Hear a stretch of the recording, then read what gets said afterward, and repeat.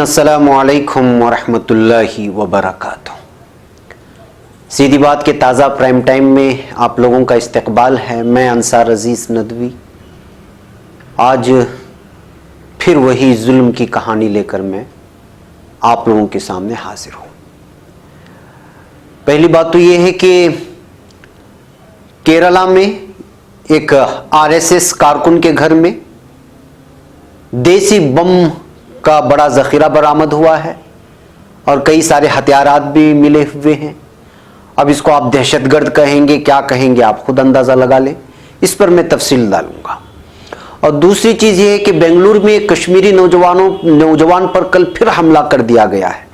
वो कौन नौजवान है, कब हमला किया गया, इस पर भी मैं रोशनी डालूंगा।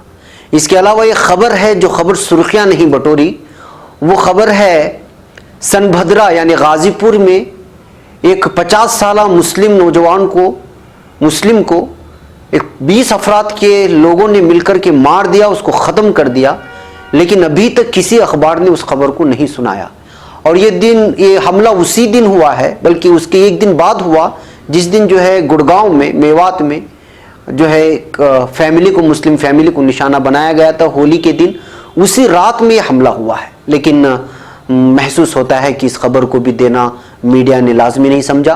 मैं वो सारी तफसीलात आप लोगों के सामने रखूंगा और तबसरा भी करूंगा। उससे पहले मैं आप लोगों से दरख्वास्त करता हूं कि जिन लोगों ने हमारे चैनल को सब्सक्राइब नहीं किया है वो सब्सक्राइब कर लें, और जो अहबाब व्हाट्सएप ग्रुप बना करके हमारे वीडियोस फैला रहे हैं उनसे दरख्वास्त है कि वो लिंक जो है फैलाएं।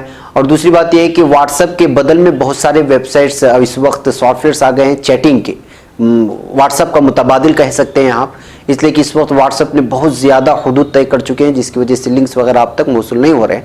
लेकिन कल परसों में मैं ऐलान करूंगा कि आपको कौन सा जो है सॉफ्टवेयर डाउनलोड करना है और वो किस तरह से जो है ग्रुपिंग होती है, सारी चीज़ें मैं आपको बताऊंगा। इंशाल्लाह मैं उस दिन जो है आपको वो ऐप आप डाउनलोड कर लें, वो सीधे व्हाट्सएप की तरह ही है और बहुत सारे उसमें ऑप्शंस हैं और एक मुतबादिल हम लोगों को बनाना पड़ेगा। बहरकैफ नाज़रीन, चलिए चलते हैं तफसीलात की जानिब।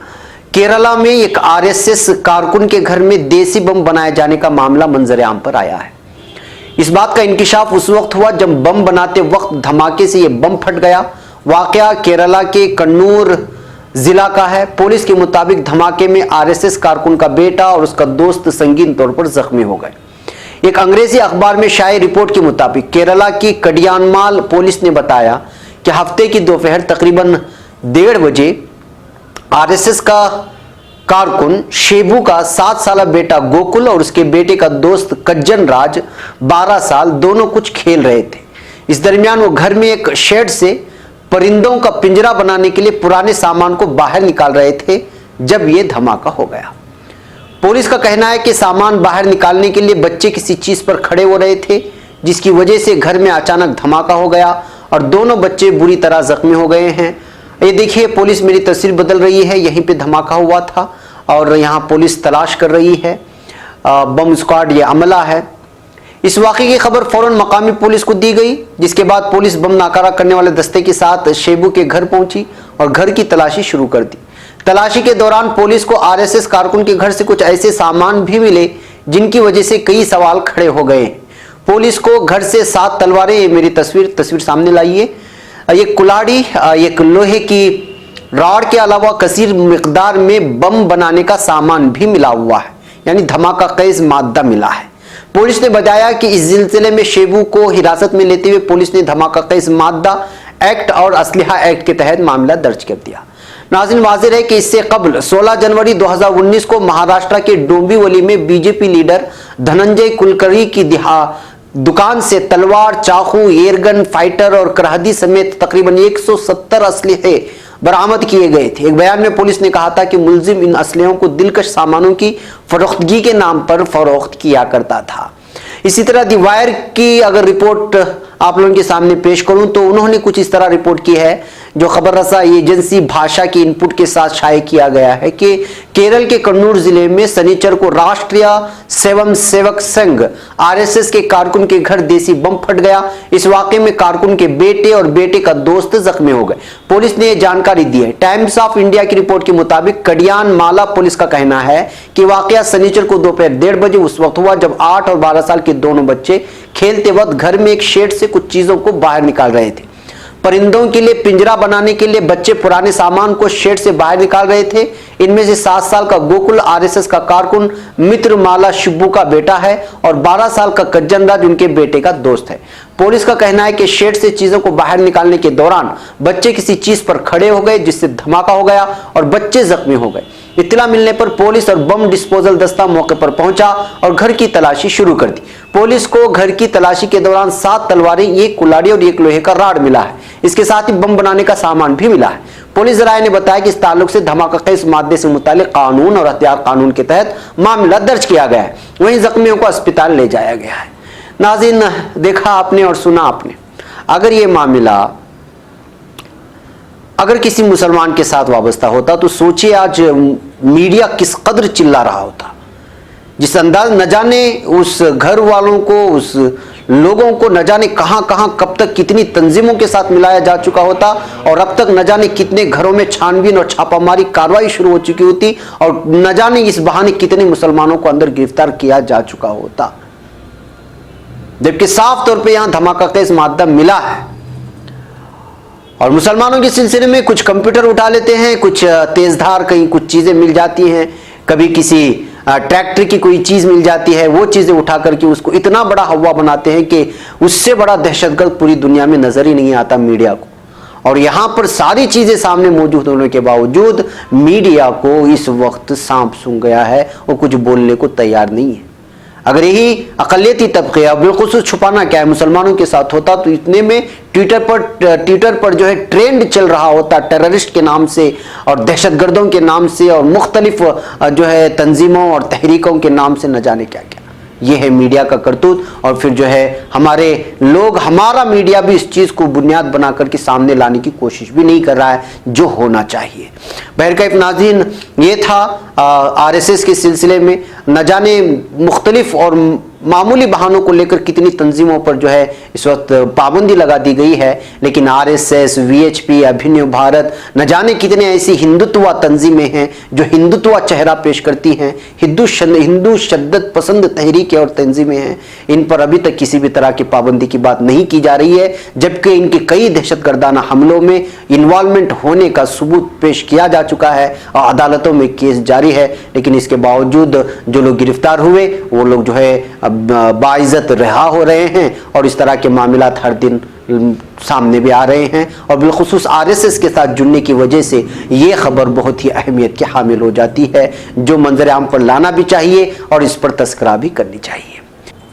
बहरकैफ नाज़रीन, हम लोग चलते हैं दूसरी खबर की जानिब। दूसरी खबर यह है कि बेंगलुरु में, हमारे शहर में, कश्मीरी स्टूडेंट अबसार ज़हूर दार पर हमला कर दिया गया है।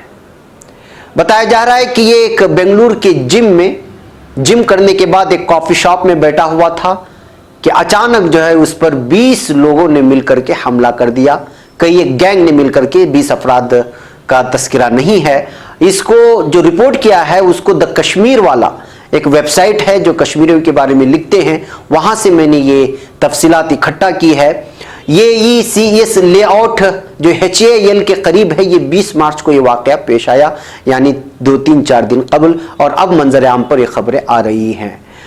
जिस नौजवान पर हमला किया गया है मिस्टर डार, उसका कहना है कि वो 3 साल से बेंगलुरु में रिहाइश पजीर है और अचानक ये मामला किस तरह उसके साथ पेश आया वो खुद अचंभे में है, क्योंकि उसके साथ 6-7 कश्मीरी और भी रहते हैं। लेकिन उस दिन जिम में अचानक उस पर जिस वक्त हमला किया जा रहा था वो फ़ोन में कन्नड़ा बात कर रहा था। वो एक मॉडल भी है, मॉडलिंग करता है, और वो कन्नड़ा में बात करते हुए अचानक जा रहा था कि इस बीच अचानक उसको जो है मार दिया गया, हमला कर दिया गया और फिर ये कहा गया कि डोंट कम बैक, यानी दोबारा यहां पर मत आना। तो डार ने कहा है कि अगर कश्मीरी समझ करके मुझे मारा जाता तो फिर मेरे दीगर दूसरों को भी, साथियों को भी निशाना बनाना होता, जिनको पता है कि वो मेरे साथ रहते हैं। बिल बहरकैफ इसके सर पर सख्त चोटें पहुंची हैं और 13 स्टिचेस लगाए गए हैं उसके हाथ में, और उसके चेहरे पर बहुत ही ज्यादा खून रिस रहा है। इस अंदाज में उस पर हमला किया गया है। और नरसिम्हा मूर्ति जो इंस्पेक्टर हैं HCL पुलिस स्टेशन बेंगलुरु के, उन्होंने कहा है कि जो है FIR दर्ज कर लिया गया है हमलावरों के खिलाफ और जल्द ही जो है हमलावरों को गिरफ्तार किया जाएगा। तो नाज़रीन, जाहिर सी बात है कि इस मामले को ख़त्म हुए कई दिन गुजर चुके हैं पुलवामा के बाद जो हालात पैदा हुए थे, लेकिन उसके बावजूद अभी भी कश्मीरियों को निशाना बनाने का, और बेंगलुरु जैसे शहर में जो अमन का गहवारा है, यहाँ पर फ़िरकावारियत को कोई जगह नहीं है। यहाँ सिर्फ लोग अपने मतलब से मतलब रखते हैं, यहाँ धर्मों का और मज़ाहिब से कोई लेना देना नहीं होता, क्योंकि यहाँ पर एक एजुकेटेड और तहजीब याफ्ता तबका रहता है और सब लोग सॉफ्टवेयर इंजीनियर्स और हार्डवेयर इंजीनियर्स और आला तालीम याफ्ता तबके से भरे हुए शहर में अगर किसी कश्मीरी को फिर जो है अचानक हमला किया जाता है तो ये भी वाकई काबिल तशवीश बात है, जिस पर जो है जितना भी संजीदगी से गौर किया जाए वो बहुत ही कम है। ये भी खबर जो है मीडिया ने उस अंदाज में नहीं दिखाया जिस अंदाज में दिखाना चाहिए था। पता नहीं क्यों, क्योंकि कश्मीरी भी है और फिर मुसलमान भी, शायद इस वजह से। नाज़रीन, तीसरी खबर है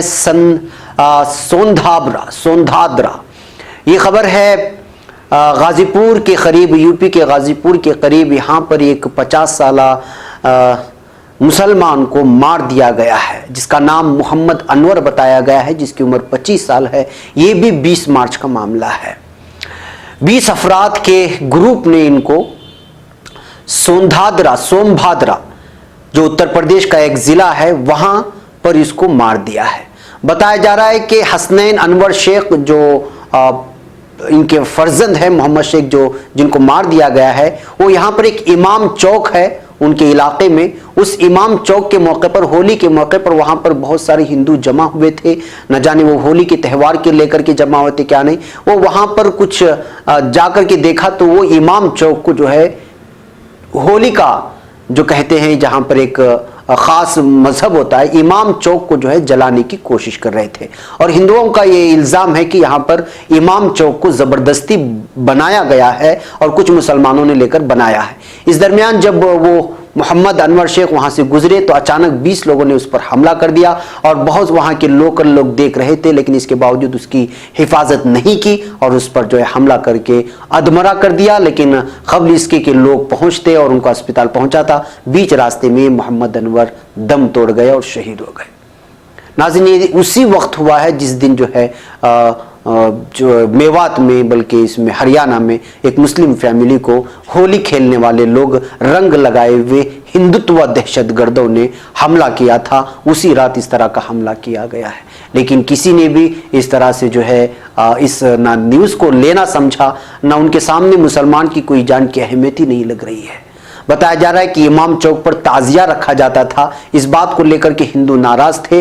और उसी वक्त जो है यहाँ से जब होली चौका में भीड़ जमा हुई थी, उस वक्त मोहम्मद अनवर वहाँ से गुजरे। मुमकिन हो सकता है कि वो ऑब्जेक्शन भी किए हों, इसलिए कि इल्ज़ाम लगाया गया है कि इमाम चौक को गिराने की हिंदुओं की जानिब से कोशिश की जा रही थी। और ये मैं जो रिपोर्ट आप लोगों के सामने पेश कर रहा हूँ, ये किसी भी उर्दू अखबारात में ना शाये हुई है ना किसी, बल्कि फर्स्ट पोस्ट नामी एक अखबार है जो ऑनलाइन अखबार है, वहाँ मुझे ये खबर मिली है, तो वही खबर मैं आप लोगों के सामने रखना जरूरी समझा। तो नाज़रीन, आप लोगों ने देखा, अब यहाँ पुलिस ये मना कर रही है कि ये कोई मॉब लिंचिंग नहीं है, यानी कि एक भीड़ के हमला नहीं है, बल्कि कोई जाती दुश्मनी होने की वजह से उसको हमला किया गया है। जाहिर सी बात है कि जाती दुश्मनी की वजह से 20 अफराद क्यों हमला करेंगे, और वो भी होली के दिन, और वो भी उस मकाम पर जिस मकाम पर तनाज़ा चल रहा है। तो ये पुलिस बचाने की कोशिश कर रही है लोगों को। जाहिर सी बात है कि जो है होली के दिन अचानक लोग भीड़ में होते हैं और फिर उस दिन थोड़ा नशा भी होता है, थोड़ा गुरूर और तकब्बुर भी होता है। वो हालात हम लोग मेवात में देख चुके हैं कि किस तरह, हरियाणा के गांव में देख चुके हैं किस तरह मुसलमान फैमिली को ये लोग मार रहे थे। इसी तरह का नशा शायद यहाँ भी चढ़ गया होगा, मुसलमान को देख करके आप इसे बाहर आ गए होंगे और उस पर हमला कर दिया होगा। इस कदर हमला किया कि वो मर गया है, और मीडिया इसको कोई ख़ास जो है न्यूज़ कवरेज भी नहीं दे रहा है। तो जाहिर सी बात है कि यूपी में जो हालात इस वक्त बने हैं, बल्कि पूरे मुल्क में जो हालात हैं, बेंगलुरु में कश्मीरी नौजवान पर हमला करना हो, या फिर जो है केरला में बम का, आरएसएस के किसी कारकुन के घर से बम का आना, और फिर जो है यूपी में और मेवात में, हरियाणा में ये सारी चीज़ें पेश आना, ये वाकई जो है तशवीश के बाइस है। और हम लोग इस पर सवाल भी नहीं उठा रहे हैं। महसूस होता है कि हमारा हिंदुस्तान, हमारा भारत एक अजीब किस्म की जो है सूरत हाल की जानिब बढ़ रहा है, जो वाकई आइंदा जाकर के धमाका खैज होगा हिंदुस्तान के लिए, भारतीयों के लिए, भारत में बसने वाले हर वासी के लिए और तरक्यात की रट लगाने वालों के लिए। ये बहुत ही संजीदा मामला है जिस पर हर मजहब के लोगों को सोचना ज़रूरी है। जी हाँ नाज़रीन, यही आज की प्राइम टाइम का पैगाम है। हमें उम्मीद है कि ये वीडियो भी आप दूसरे लोगों तक पहुँचाने में हमारी मदद करेंगे और हक़ाइक़ को आवाम के सामने लाने में सीधी बात की हर मुमकिन कोशिश करेंगे। इसी बात के साथ और इसी अपील के साथ मैं आपसे रुखसत होता हूँ। अस्सलामु अलैकुम व रहमतुल्लाहि व बरकातहू।